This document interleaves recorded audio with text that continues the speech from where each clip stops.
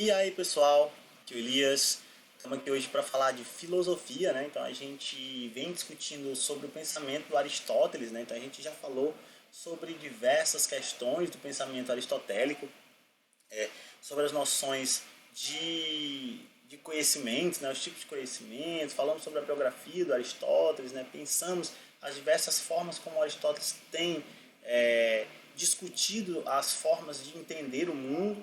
Então hoje a gente vai dar continuidade a essa discussão do pensamento de Aristóteles, né, tentando entender, de certa forma, uma das ideias centrais do pensamento aristotélico, que é a teoria das quatro causas.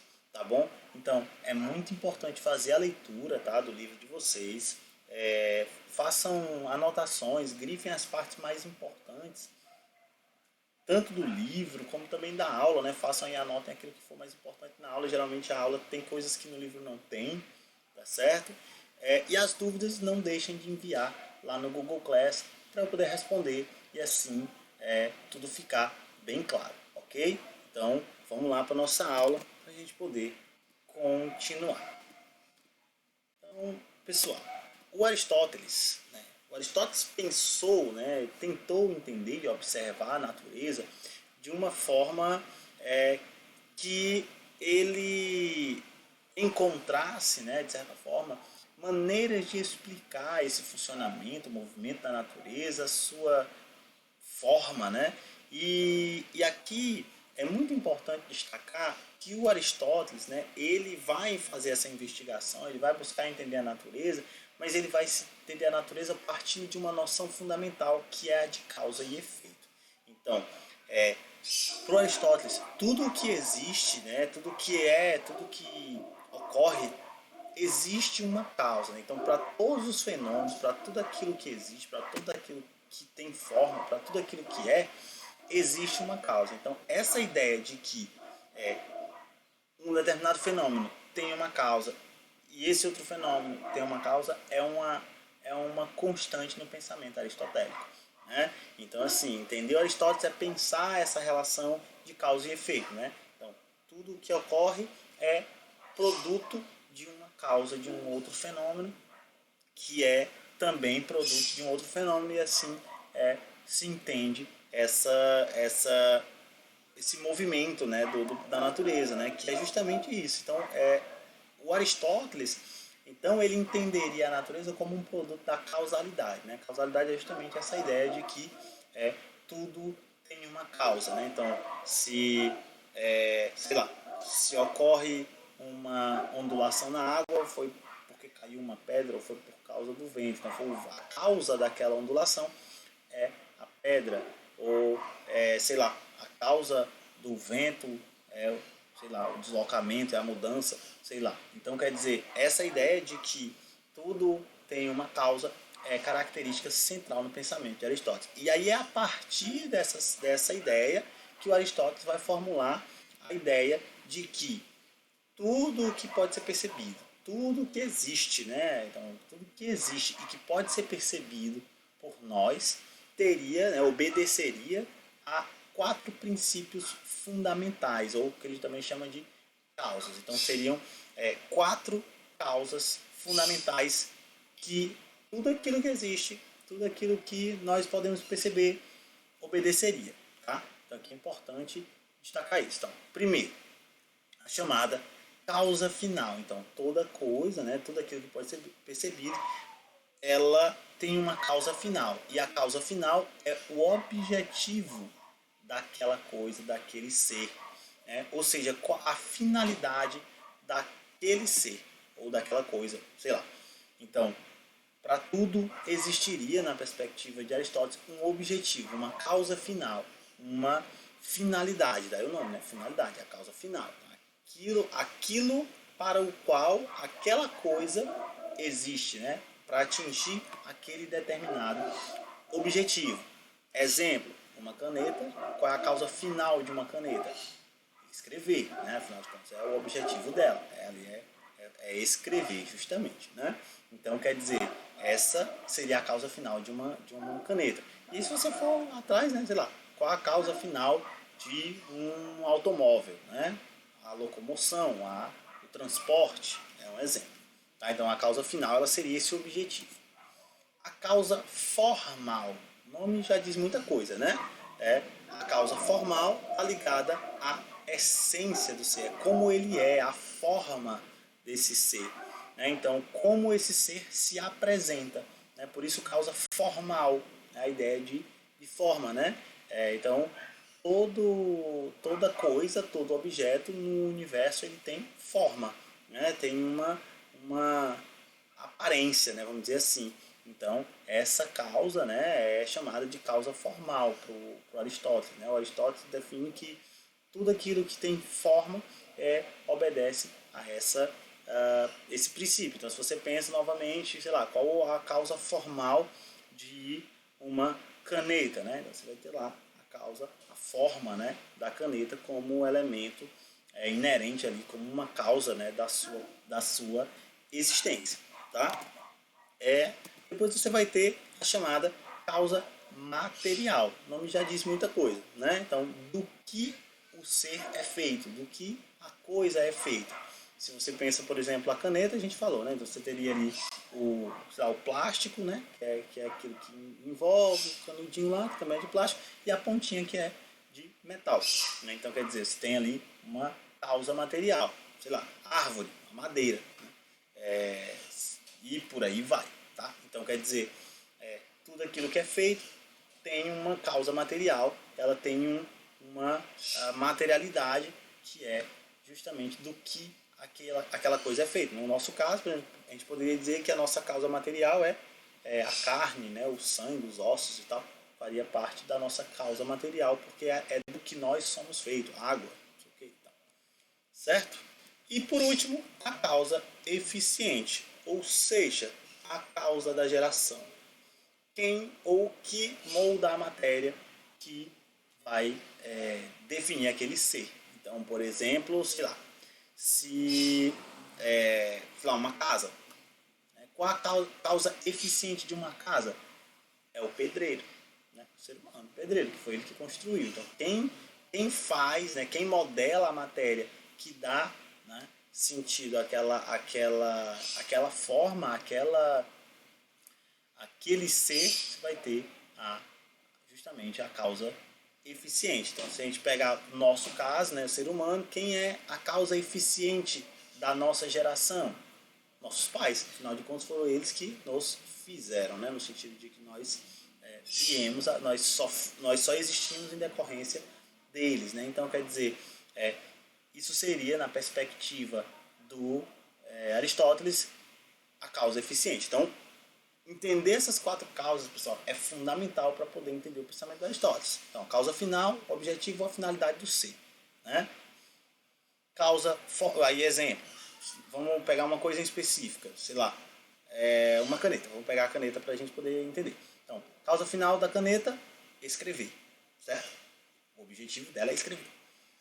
Causa formal, aí é a essência do ser, o formato dela, a forma, né? Daí causa formal. Então, ela é cilíndrica, né? E tal, tem ali uma pontinha e tal, tem toda uma forma, né? Uma causa formal, que é a forma como ela aparece para nós. Causa material, né? Do que é feito, no caso da caneta, o plástico, o metal. E a causa eficiente, né? Causa da geração, quem foi que fez, né?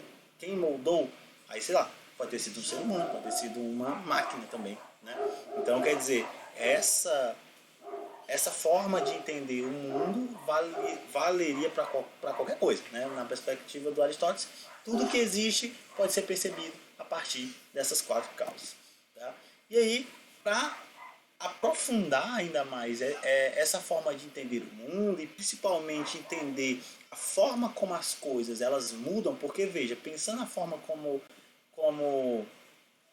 Aristóteles coloca, né, colocando a causa, as 4 causas, pode sugerir a ideia de imobilidade, né, de que a coisa ela é do jeito que aparece e acabou e ela sempre será daquele jeito e pronto.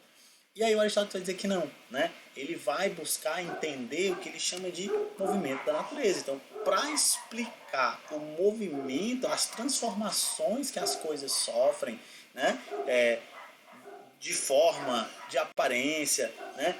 As coisas elas estão em constante transformação. Então, o Aristóteles vai buscar entender essa mudança e explicar essa mudança, né, esse movimento natural, a partir de dois conceitos fundamentais, que é o conceito de ato e potência. E o que é isso? Bem simples, pessoal. Ó, o ato, na perspectiva de Aristóteles, seria aquilo que mostra o atual estado do ser, ou seja, o que o ser é no presente. Então, aquilo, o que é o ato. Né? Então, o que o ser é naquele determinado instante é ato. E ele vai dizer que, além disso, existe o conceito de potência, que é aquilo que o ser vai ou pode ser, né? O que ele será no futuro. Né? Então, por isso potência, né? Aquilo que pode ser. Então, ato o estado do ser no presente e a potência seria o estado do ser no futuro, né? O que ele pode vir a ser. Né? E aí eu trouxe alguns exemplos aqui para a gente poder entender. Olha só, você tem aqui um bloco, que é um bloco de pedra, né? Que vai ser esculpido por um ser humano aí. Então a gente pode definir aí, olhando, qual seria então a causa eficiente desse objeto aí, no caso a imagem, né, a escultura. A causa eficiente é o escultor, no caso aí o ser humano que vai esculpir o bloco, né, de pedra aí para dar a ele uma determinada forma. E aí você vai ver a questão da causa formal. Então, olha a causa formal. A pedra ela tá bruta aí, mas a causa eficiente vai moldar a pedra até que ela atinja uma determinada forma, uma determinada configuração. Qual é a configuração que ela vai atingir? A desse parece ser um guerreiro, né, com um escudo e uma lança. Então, por enquanto, ela é um bloco, mas ele já está projetando e ele vai moldar essa pedra até ela chegar àquela forma que ele está ali imaginando. Então, quando ela atingir essa forma, ela vai ser, né, o que a gente entende por ser a causa formal. Ela vai ter uma determinada forma. Nesse exato momento, como a gente está olhando aqui, pessoal, a pedra é ato, não é não? Porque ela é o que é nesse momento que a gente está olhando. A estátua seria aí o que? Potência. Porque é o que esse bloco de pedra pode se tornar, né? Já que o ser humano aí ele vai esculpir para transformar o bloco de pedra numa estátua. Então, enquanto o bloco de pedra está aí, ele é ato, porque ele é o presente. De acordo com o ser humano vai mudando ele vai se tornando, ele passa de ato para potência, e aí quando o ser humano chegar lá naquela forma definitiva, essa potência se torna ato. A gente vai já comentar mais sobre isso. Então veja só, então causa formal é esse objetivo aí, né? É o soldado segurando a lança e o escudo. Qual a causa material? A pedra, né? No caso aí pode ser mármore ou algo do tipo, né? Do que ela é feita? Pelo que dá para entender aí, é um bloco de pedra ou possivelmente mármore, né? Que as esculturas geralmente são feitas em mármore. E qual é a causa final? É o objetivo. Aparentemente vai ser utilizado ali num templo, né? Seja para decoração, seja para adoração. E aí você vai ter um objetivo, né? Então ele obedece justamente essas questões que o Aristóteles coloca. Então a causa eficiente é aí, no caso, a ação, né? A atuação do ser humano sobre esse bloco. A causa formal inicialmente aqui no caso é a pedra, né? E posteriormente vai ser a escultura, né? A causa material, pedra, né? Que é feito de pedra. E, no caso, a causa final, que é o propósito, o objetivo, é ser colocado no templo, né? Para adoração ou para decoração. Então aqui eu trouxe uma nova questão aqui para a gente discutir um pouco sobre a questão do que é o ato e a potência. Né? É interessante, a gente tem uma semente que está germinando, uma árvore, e aí você vai ter aí essas setinhas. Olha só. A semente ali, ó, quando ela está germinando, ela é ato. Né? Por quê? Porque é o que é no presente, né? É o que o ser é no presente. Então, enquanto é a semente, é ato. Quando a semente é ato, a árvore, ela é o quê? Potência. Por quê? Porque a semente pode vir a tornar-se uma árvore. Então, enquanto a semente for um ato, ou seja, enquanto a semente ela for estiver no presente, enquanto ela for semente, ela é ato. Mas aquela semente ela pode vir a se tornar uma árvore. Então, a árvore seria potência. Agora, quando a semente cresceu e se tornou uma árvore, a árvore deixou de ser potência. Ela passou a se tornar o quê? Ato. Porque a semente já se transformou na árvore. Então agora a semente já não é mais nada. Agora o ato é a árvore, que é o que a semente é no presente agora. Né? Então a árvore é o ato. E aí, o que pode. O que está ligado? Qual é a potência então dessa árvore? E aí você tem algumas aqui, né? Aqui eu peguei as da imagem só para a gente poder entender. A potência, a árvore fruteira, ela pode dar frutos. Ela pode florescer e dar frutos. Então essa é uma potência. Né? Ela vai se transformar, vai dar frutos. Ela pode ser, sei lá, cortada e virar uma mesa posteriormente, né? Dar origem a uma mesa, é potência. Ou uma casa. Tudo isso aqui são potências, porque a árvore é o que é no presente.